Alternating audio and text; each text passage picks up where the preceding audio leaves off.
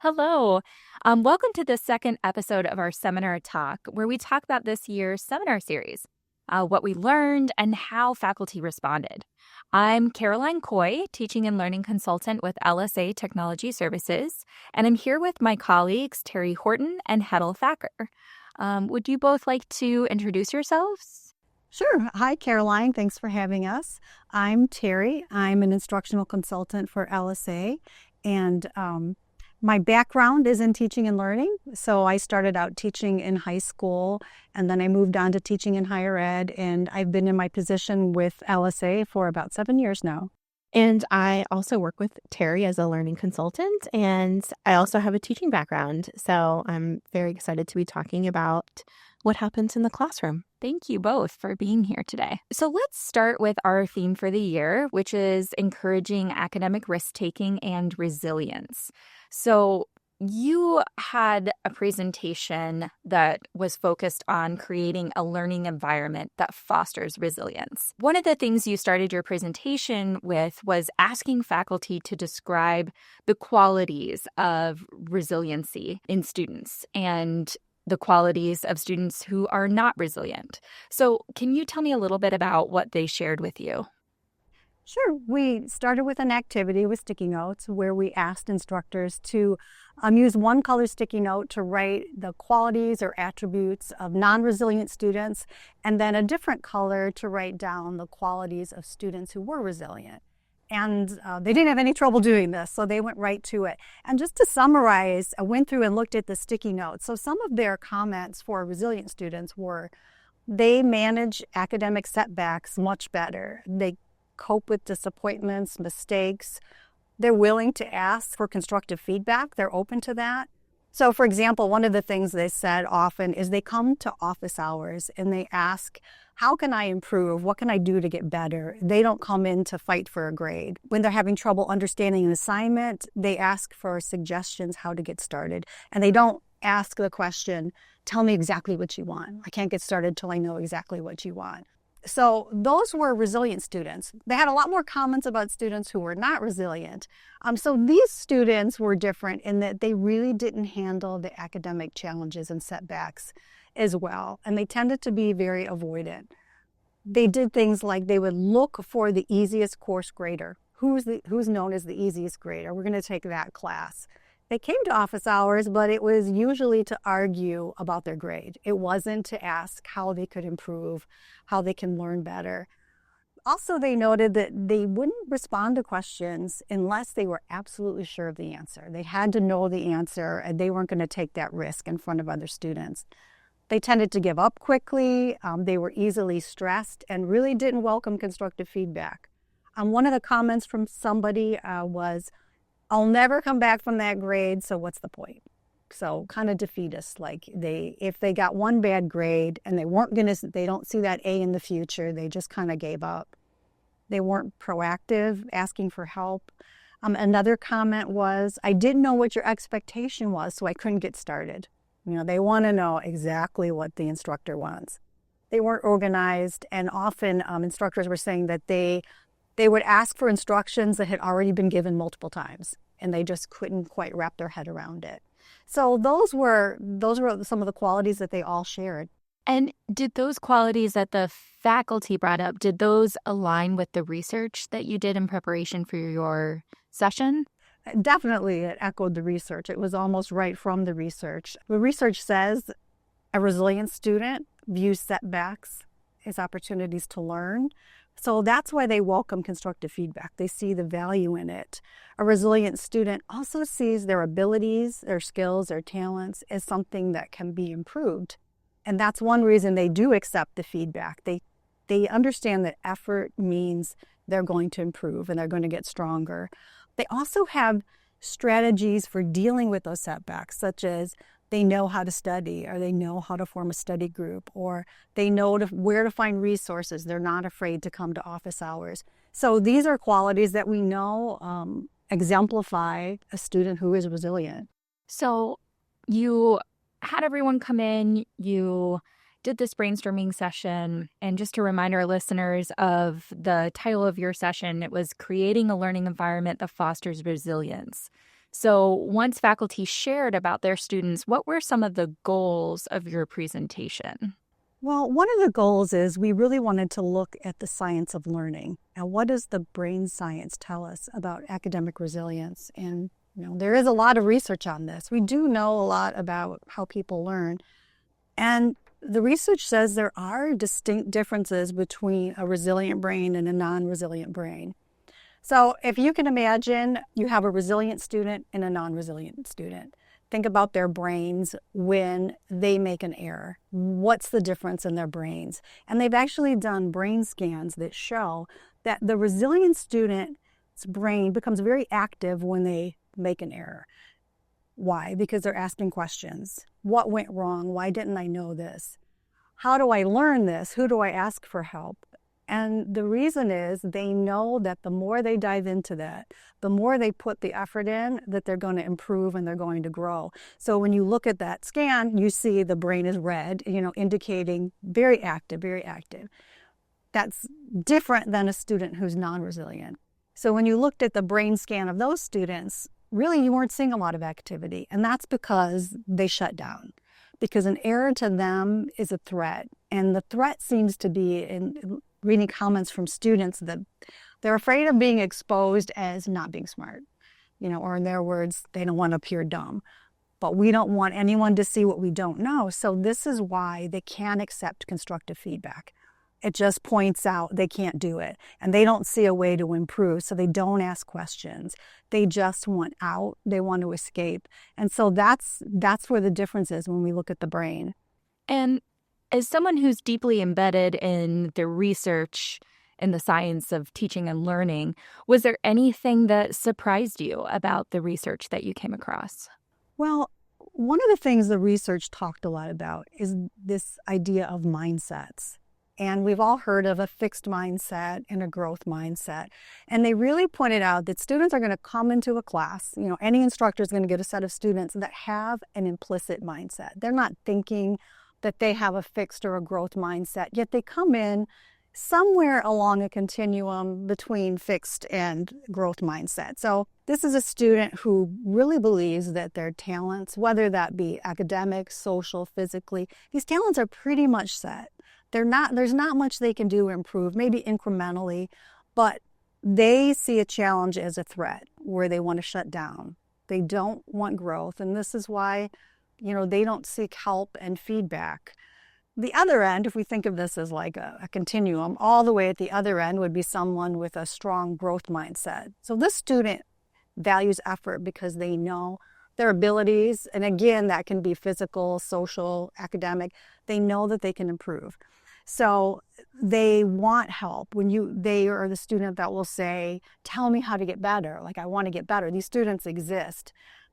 So students are somewhere on that continuum. They're really not going to be at one extreme or the other. But the goal is to move them toward a growth mindset, because the research says wherever they fall on that continuum really predicts their academic performance. So we want them to develop more of a growth mindset. So there's a lot of research that shows that when we talk to students about having implicit mindsets and we talk about how the brain works and what happens in the brain when we learn, then we can actually move them toward more of a growth mindset. And the idea is they have to understand that we don't just take in information. Our brain doesn't just take it in, it processes it. And it does that by connecting what we already know to what we're learning. And then the neurons connect to each other, the brain cells connect. And then the more you learn, you start forming the neural pathways. And that's a foundation for them to build on. So the more they learn, the more they can learn. And this is something that they can understand. And when we teach that to them, they actually internalize it and can improve their learning and be more open to it. So I'll give you an example from a research study. There's a lot of research studies in this area, but one of them comes from Washington University in St. Louis, where they did an intervention with first-year chemistry students. So this was a group of students who are coming in their first real serious STEM class.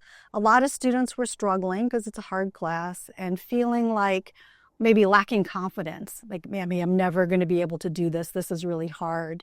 So they did an intervention And this is what it looked like. So the first thing they did is they assigned a reading to these students. And the reading was called You Can Grow Your Brain. It was a short piece, accessible. It had images in it where it did show how the brain cells connect to each other. And it talked to students about how learning actually happens. So they read this piece, they took a quiz, and then they did in-class discussions. They asked the students to connect this idea about learning specifically to how they were performing in chemistry.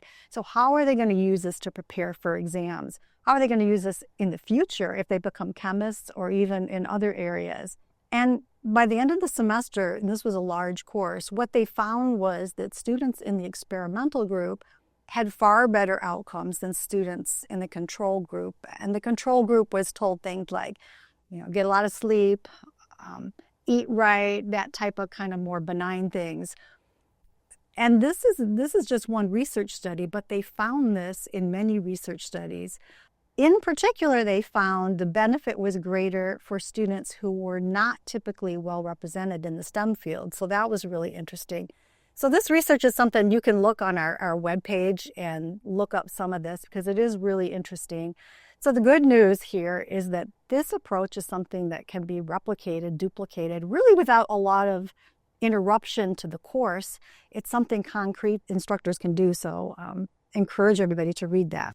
These are skills that can be developed, right? So I think sometimes when we talk about mindset and we talk about the science of learning, we tend to pigeonhole students as, okay, either you have a growth mindset or you don't. It's this very clear dichotomy. And, I can help these folks and I can't help these folks. Resiliency, risk-taking, these are muscles that we can develop, that we can grow. And we do that by using them, right? And so another big goal for our presentation was showing how we can incorporate that into our courses in a way that is manageable for faculty, but also that gets results. And I think Terry's example of this class, talking about the science of learning is a great example of that, of kind of creating that awareness in students, right? It's making that kind of space. That was a really big goal. And one of the things that we want to do is think about structurally, how can we do this in our course? So what does the structure of a course look like that fosters resilience, that fosters risk-taking? You don't have to, spend a unit talking about the science of learning. I think it's great if you're able to do that, if it makes sense in the context of your course learning outcomes. But kind of creating the conditions where your students have the space to make mistakes, have the space to try something different, take a risk. These, I think we tend to assume that students develop these skills when they were in high school or, at another time in their life, or maybe in an earlier class, and that they'll just carry those skills with them into the next class. And I think hearing from faculty in this presentation, that's not what's happening, that these are skills that need to be reinforced if you want your students to take risks in your course. If you want them to show resilience, you have to spend a little bit of time thinking about that when you're building your course. And when you were looking into those kind of structural conditions that best foster risk-taking and resilience, what stood out to you in the research when you were looking into what faculty can do? So a lot of it was about building trust and creating a safe space for students to make those mistakes. So what does that mean? Well, it means thinking not only about your assignments and the way that you're grading, but it's also about, are you making a space where students get to know one another a little bit, that they get to know you, that they feel like they can make a mistake, that they could, say the wrong thing and nobody will think poorly of them, or it will not be reflected negatively in their grade. And so that's a lot of pre-work that you can do at the beginning of the semester. So our seminar series last year was actually on just this topic, right? Building a community of care.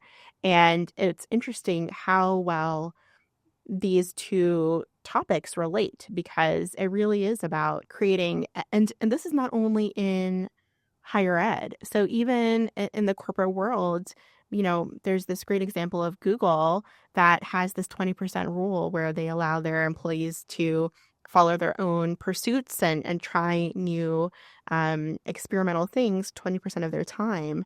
But they found that in order for that to actually work, employees to take that seriously, they needed to feel what they called psychological safety, that it's going to be okay if I try this thing and it doesn't work, that it's not going to negatively impact me in the workplace.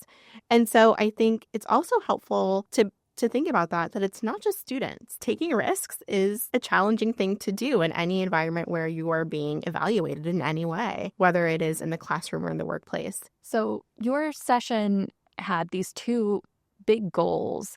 And when you presented all of this information to the faculty, were there any interesting responses that they had or reactions that you didn't expect? Well, I think the fact that there was such a deep well of examples that faculty could give us of a non-resilient student, characteristic or a resilient student characteristic, it means that this was, forefront of mind for a lot of faculty, that this is an issue that is ongoing, that faculty from, many different disciplines are experiencing. And also that we need to be thinking about what this means for how students are approaching their education, right? Because if there is this resistance towards taking the challenge, towards growth, that is persistent through a lot of students, that signals some kind of larger shift than just an individual student issue, right?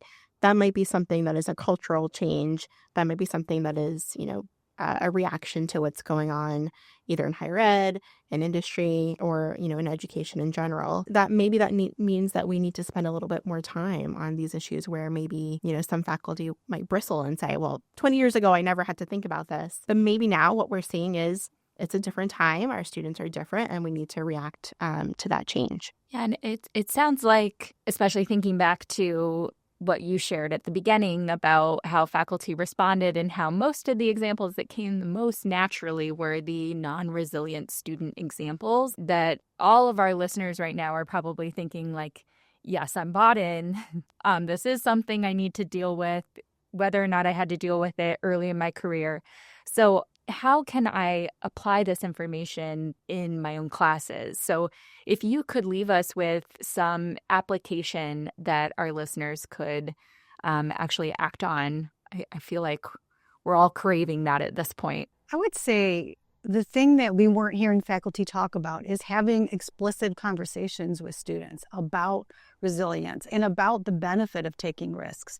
So there are things they can do, but I think the simplest is starting with that conversation about the benefits and how effort is going to pay off. And really going back to, like Hedl was saying, maybe the cause of why things do seem to be different, because faculty overall were seeming to indicate that there has been a change, in the last 5 years or so. Something has changed. And I know the first session we did, they looked at some of those factors. So maybe talking to students about those things and helping them understand it's not high school, we're shifting, and just talking more about the mindset they have, even talking about the, fixed versus growth mindset, the brain science, bring that in. I mentioned that short little article that they gave the students for the chemistry class. It's something worth trying. Just have your students read it and have a conversation. It doesn't have to take a lot of time, but I think that's a good place to start. One thing that faculty can do is create what the research calls a fail-forward activity. And what that means is that you are explicitly instructing your students to think about where they made mistakes and to reflect on those mistakes. But when you build failure into an assignment, you are signaling to your students that this is expected, that you will make mistakes. It's okay to make mistakes. It's a good thing. And the other thing I would say is when we're talking about academic resilience, one of the major topics is ability to have self-efficacy, this understanding that they are able to do whatever they want to do, no matter how hard it is. And when you don't have that, whether it's due to anxiety, whether it's due to not being fostered K through 12, whatever the reason, that's when you're afraid to make mistakes or that's when you're afraid to get that bad grade because you think there's no coming back from this. So how can we foster that in our students, right? As a major ingredient in academic resilience, this idea of self-efficacy. Well, one thing we can do is provide them the resources that we think that they need, right? And show them where they are. So just taking a little extra step of saying, here are my office hours. Here are all of the resources that you might need. Yeah, and it feels like that's a really important step because those of us who may be taught, Terry, you said you were from a K-12 background. I was as well. We were sort of taught that's what we did at our stage of learning, and then preparing our students for once you get to your higher ed, once you get to college, that might not be there. But there are so many of those foundational skills that might be missing now in that K-12 stage that they need a little bit more support developing once they get to us. And so those reminders, that support initially, feel like that's really important. It's a small price, I think, to pay to get that level of, excellence from our students. Well, thank you so much. I feel like we're off to a great start with creating a learning environment to foster resilience. And our next session is going to dive even deeper into practical applications that our faculty can take.